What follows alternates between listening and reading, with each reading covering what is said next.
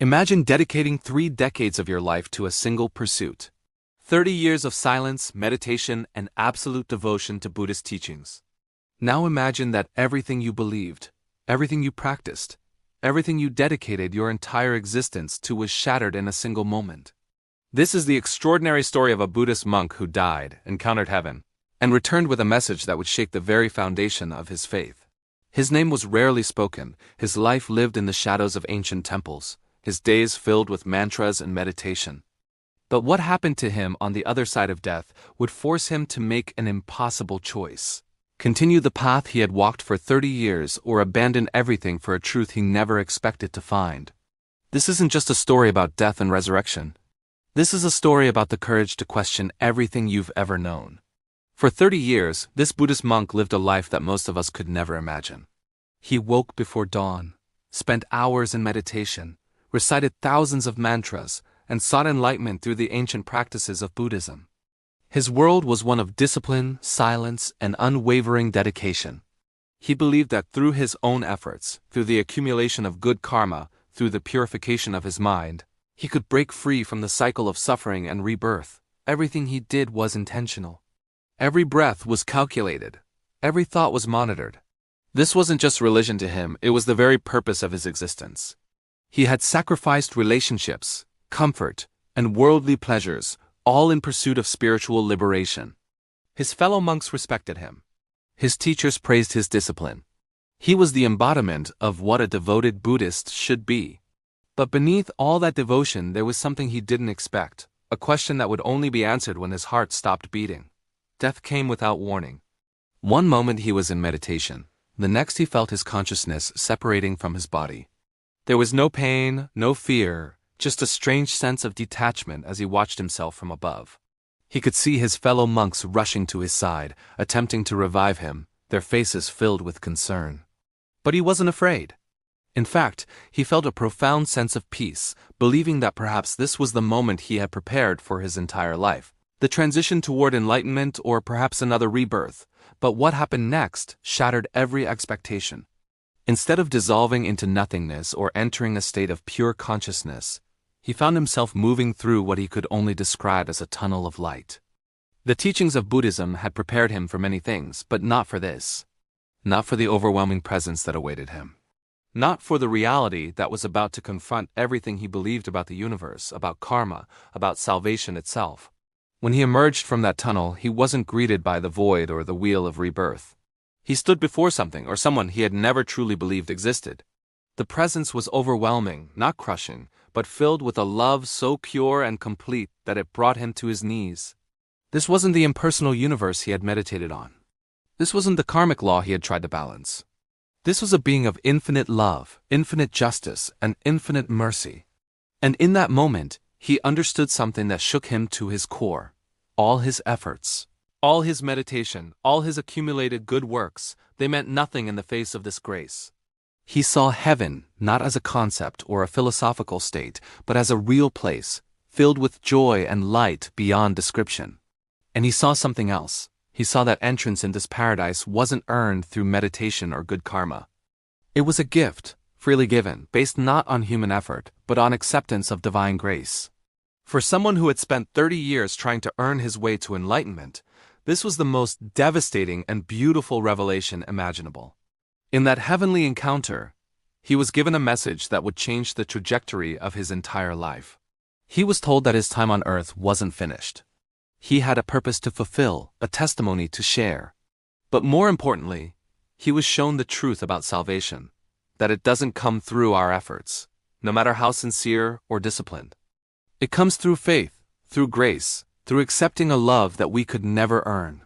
He was shown the faces of people still trapped in the same cycle he had been in, seeking, striving, working desperately to achieve spiritual perfection through their own power. And he was told to go back and tell them the truth, that freedom doesn't come from within, but from surrendering to something far greater than ourselves. The being he encountered wasn't Buddha.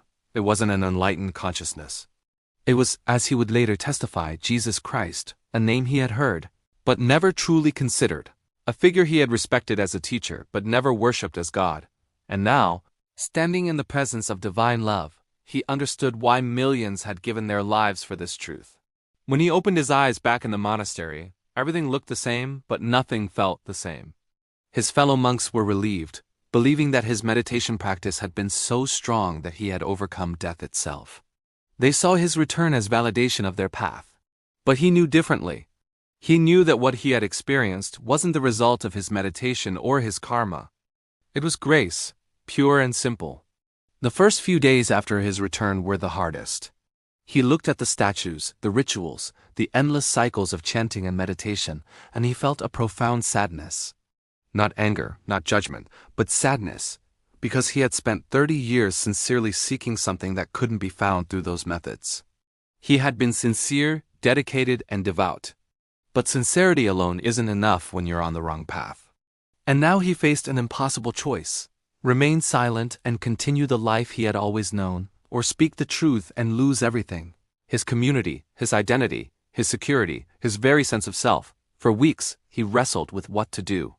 The safe choice was obvious: keep quiet, continue practicing, and perhaps privately explore this new understanding. No one would have to know. His reputation would remain intact. His place in the monastery was secure. But the weight of what he had experienced wouldn't let him rest. Every time he sat in meditation, he remembered the overwhelming love he had felt in heaven. Every time he participated in rituals, he heard the message echoing in his heart: they need to know the truth. Finally, he made his decision. He gathered his fellow monks and shared his testimony.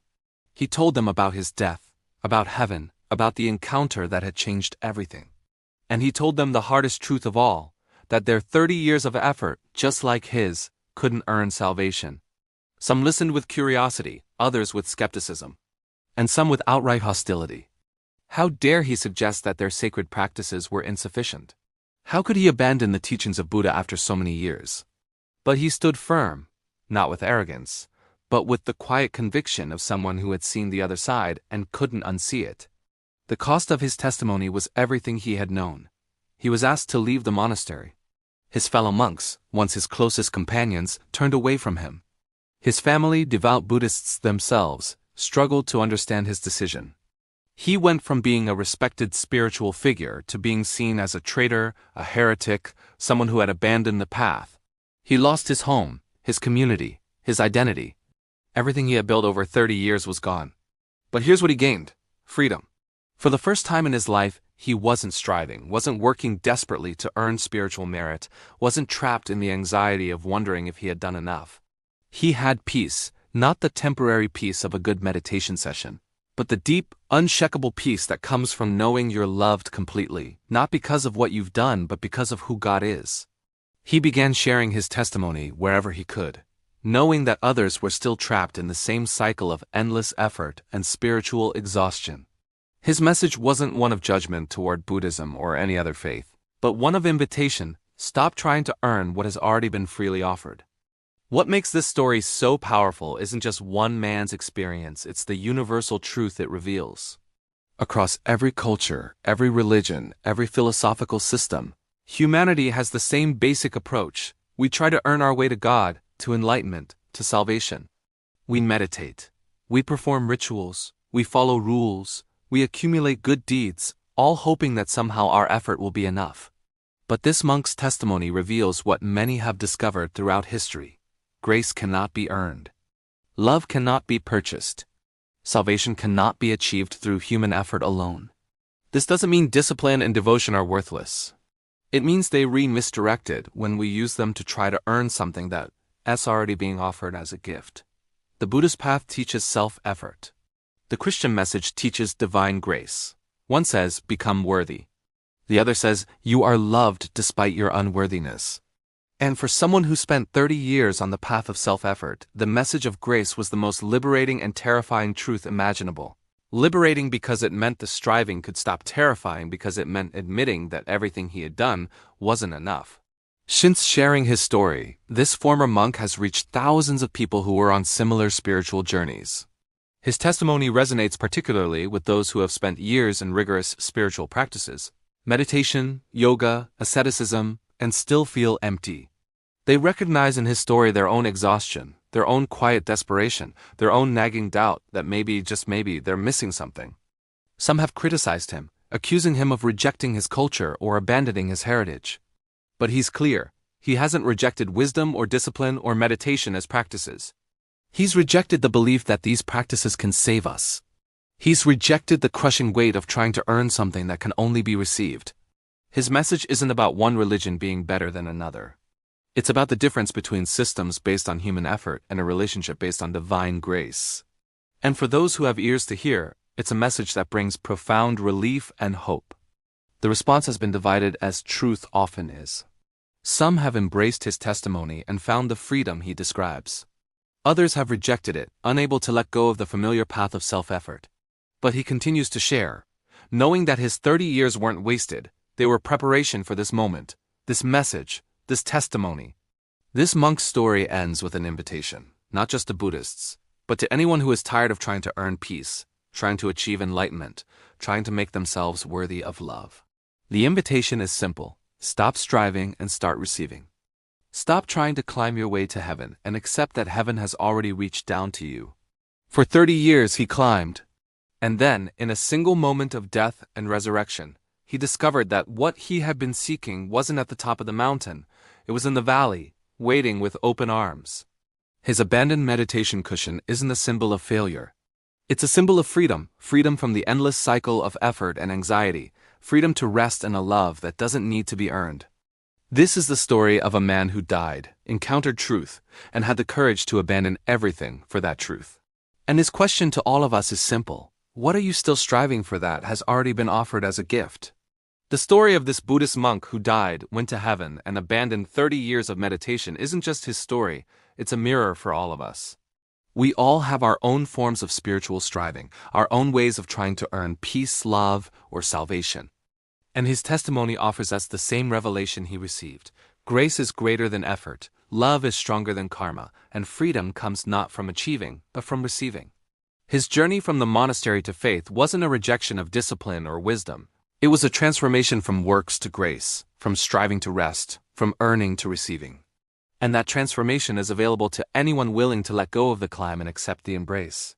If this story has moved you, challenged you, or made you question your own spiritual journey, I want to hear from you.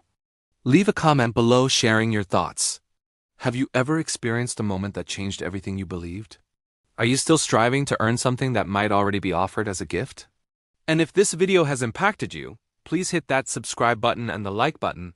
It helps us share these powerful testimonies with more people who need to hear them. Thank you for watching, and may you find the freedom that comes from grace, not effort.